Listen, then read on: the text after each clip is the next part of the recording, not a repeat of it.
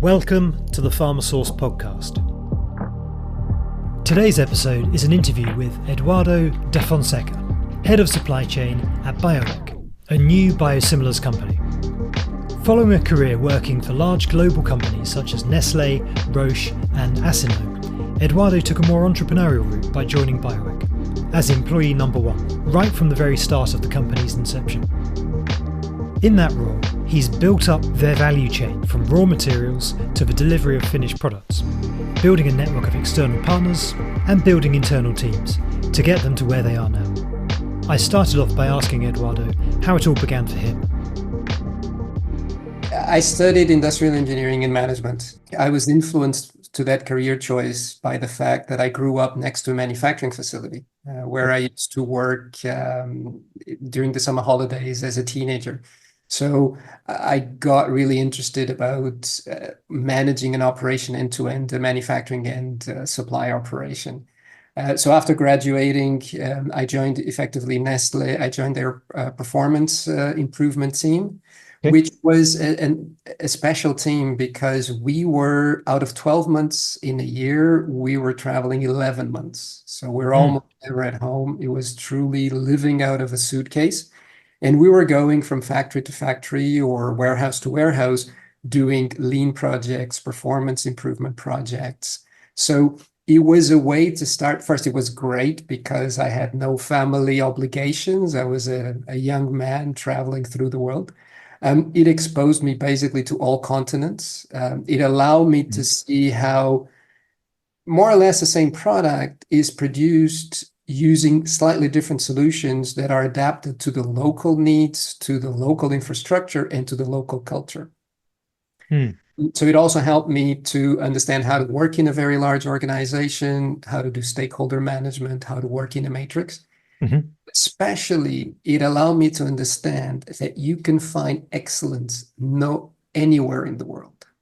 I've met really, really great people in all the four corners of the world, regardless if it's Europe and the US or if it's in Africa, Latin America, Middle East, or Asia. I do recall very well projects that I did, for example, in Nigeria or in Pakistan, and we achieved great things with working with the local people there. Really, really, really great engineers that I've met there. So that was really the start of my career. Then I moved through different roles in operations, still with Nestlé. Then I moved to Roche, and that was really the start of my career in pharma. I did different positions, from implementation of IT systems for supply chain, but also supplier relationship management. After that, I took a role as head of global supply chain in a mid-size generics company, and I was responsible end-to-end for supply chain. On your move then from Nestlé into life sciences, did you experience any real changes moving into a much more regulated industry when it comes to pharmaceuticals? Were there any things that surprised you moving into pharma? When you come from food and beverage, which is FMCG, there is, first, it's faster. It's a faster industry. And budgets are much tighter as well.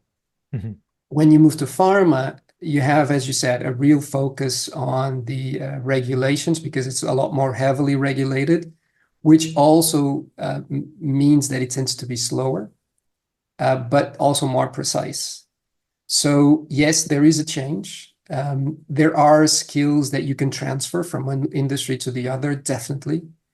But yeah, there industries with different cultures, different speeds, and different focuses. So in your role of head of global supply chain at Acino, then you went and you joined Bioeq. Tell me about what motivated you to go to a company where I believe you were employee number one at that company. Yeah, officially, I was the first person to be employed by Bioeq. What made you take the leap? One of the things that I always wanted was, what would I do if I would have to start an operation from scratch? I've always inherited operations from my predecessors.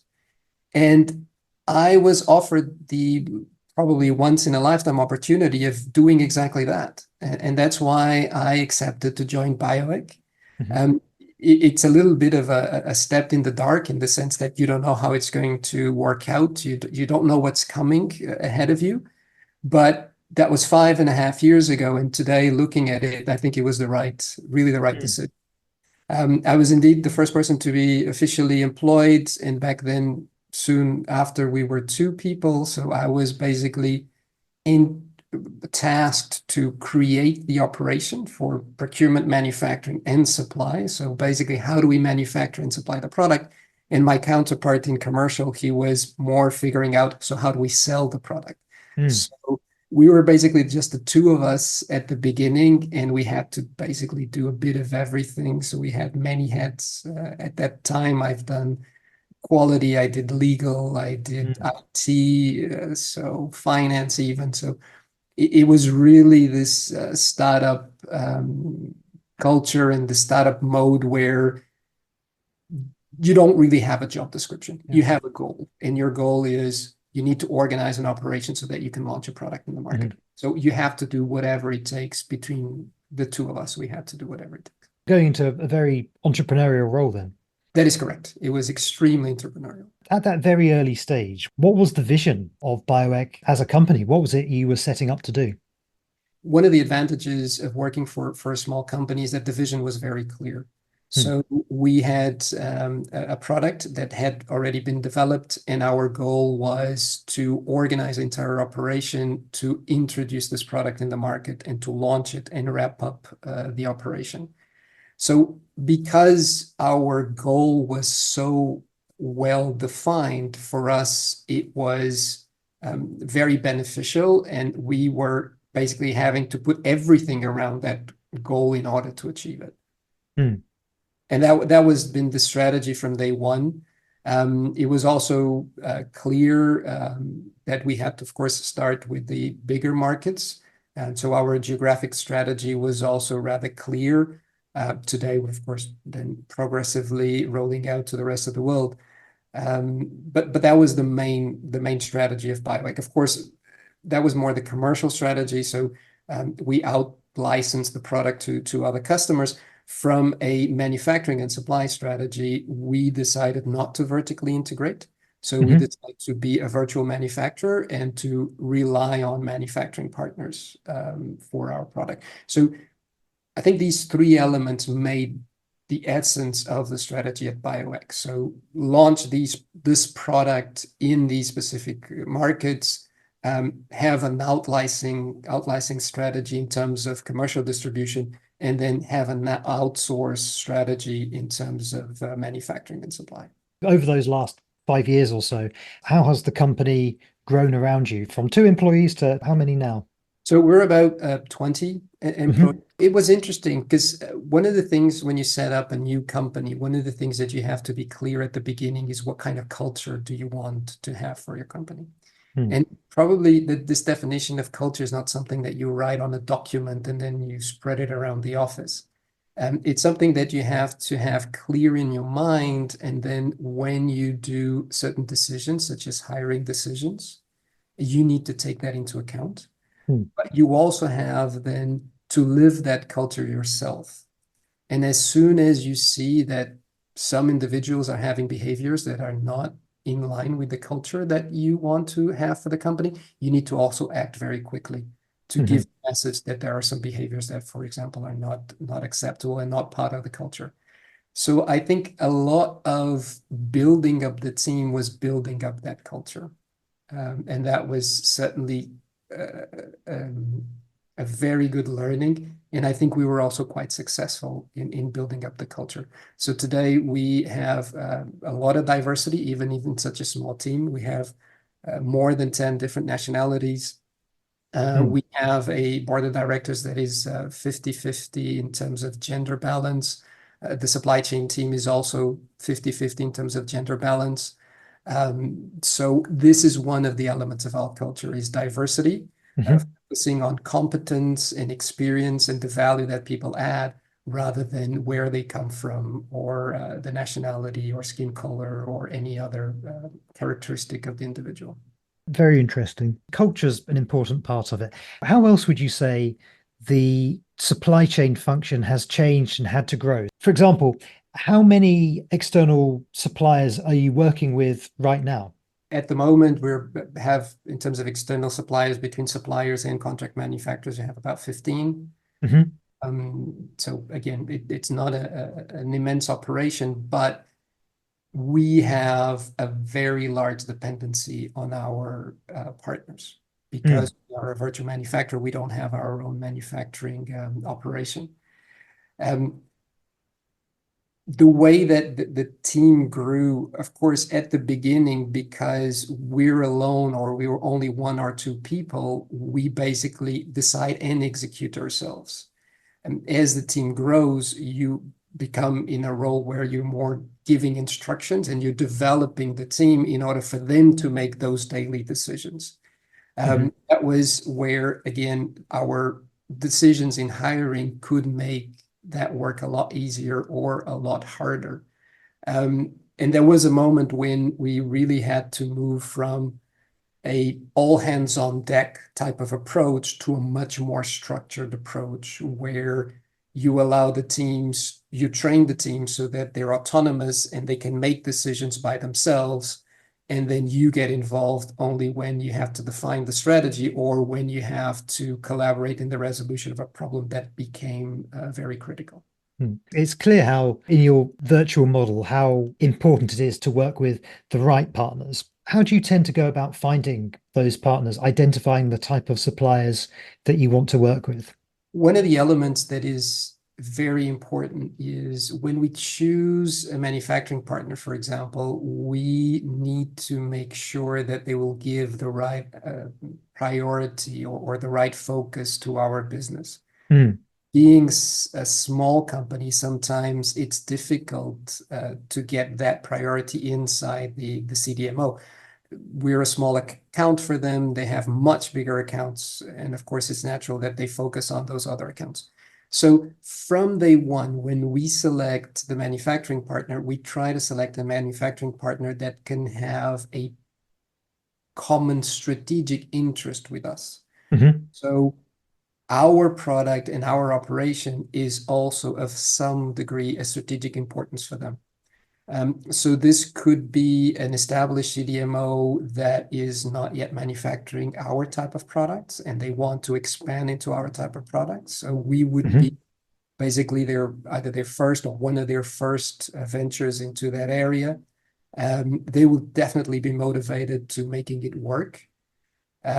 For us, that's good or that's great because they really help us to be successful in the market.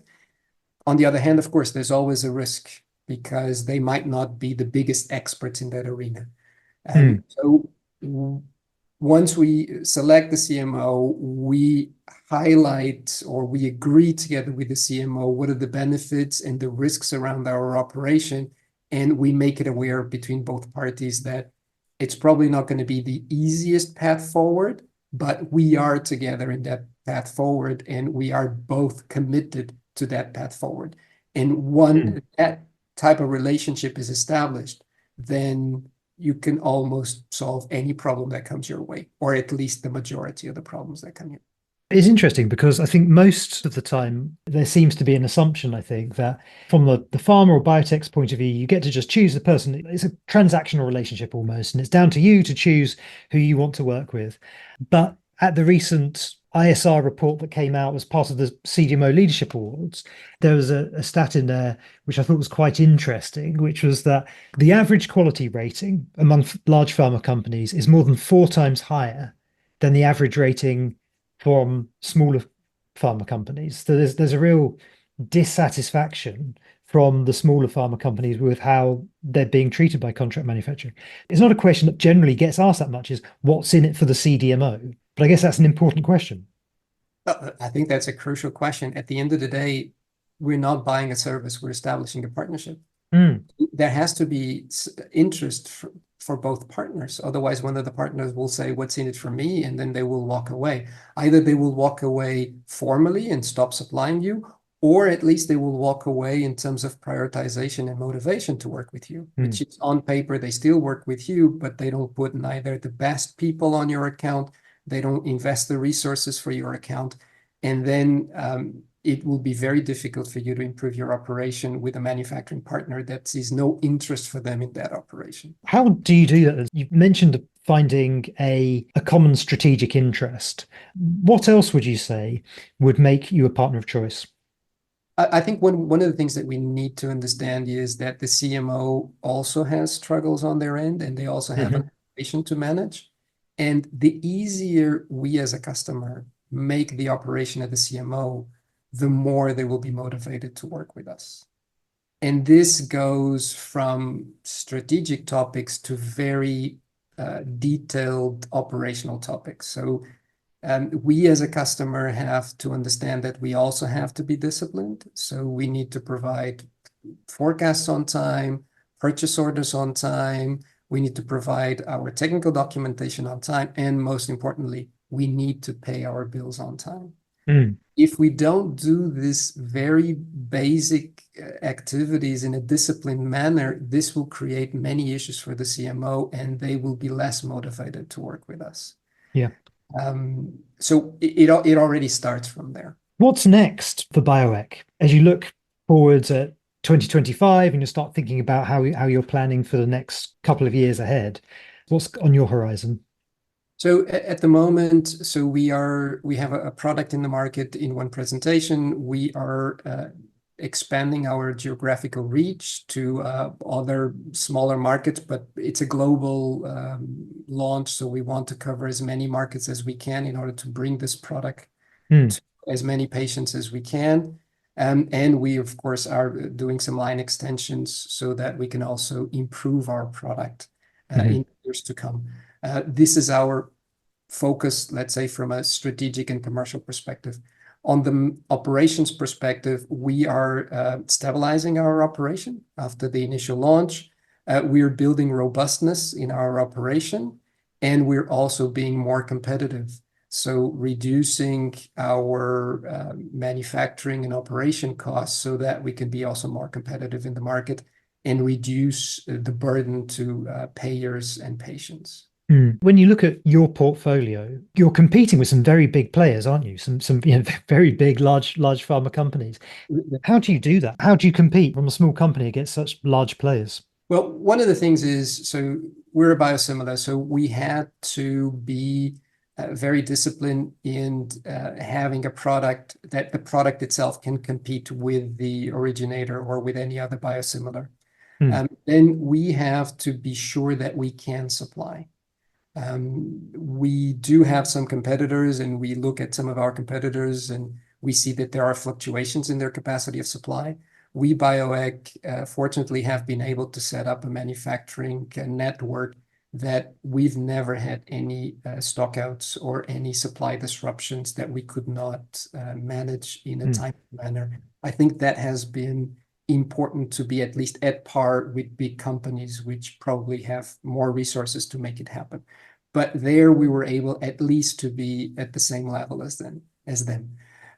The other element in competing with bigger companies is we, as a smaller company, have the advantage of being able to be smaller, faster, and more agile. So we tend to take decisions extremely fast.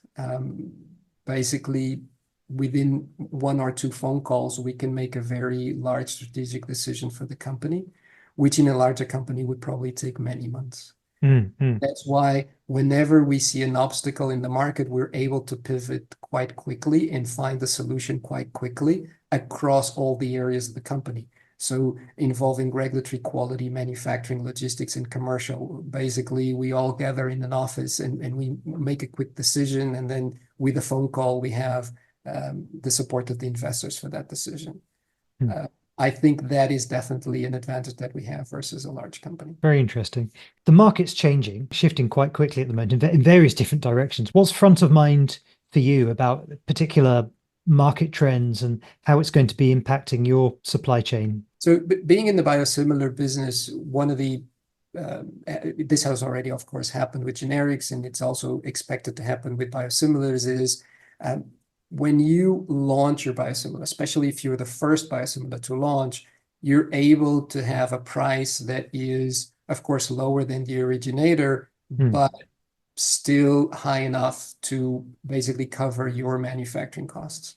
As more than competitors join in the market with the same biosimilar or competing biosimilars, they will probably try to lower the price.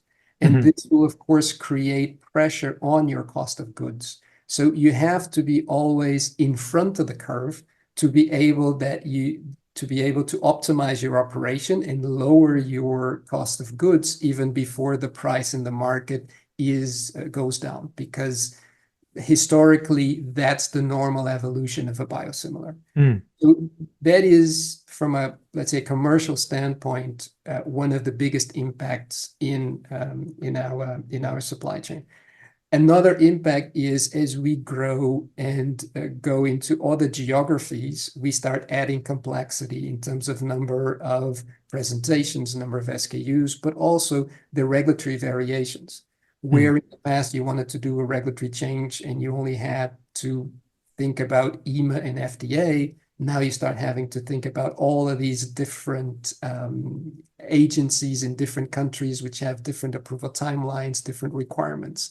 So more and more of these agencies, where in the past they would probably just follow EMA or FDA, there is a tendency, especially in some countries, where these agencies start having decisions of their own that are not always aligned with EMA or FDA. And we have to have a manufacturing network that is flexible enough in order to supply different markets with different regulations and different constraints. Yeah, that's certainly an element to consider. Then more on the manufacturing network part, there is already since a few years a tendency that some markets require local manufacturing in order to give you a marketing authorization, or even in order to have an easier access to the market. This started initially with only some simpler operations such as secondary packaging, but now it has evolved into aseptic filling, for example. And we Bioeq also are impacted by that. And we need, again, to have a manufacturing network and experts that can implement an aseptic filling, for example, not only in Europe or in the US, but also in other markets that are less known for having local capabilities for this sort of complex operation. The last element that I could think of, or that I think it's very important these days, is the lack of capacity in external manufacturing. So I think over the last 20 years, there has been a move of many companies from internal production to external production. There has been a significant growth in volume, and we are now in a position where we see that there is, in some areas, a lack of capacity in the market.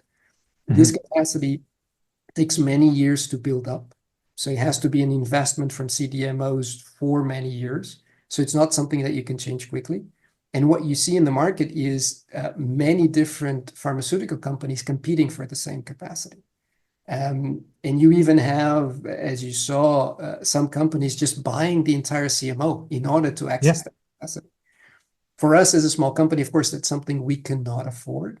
So again, we go back to this concept of creating a common strategic interest, because even when the CMO has to prioritize to whom do they give the capacity, they will still remember Bioeq rather than just giving it to somebody else.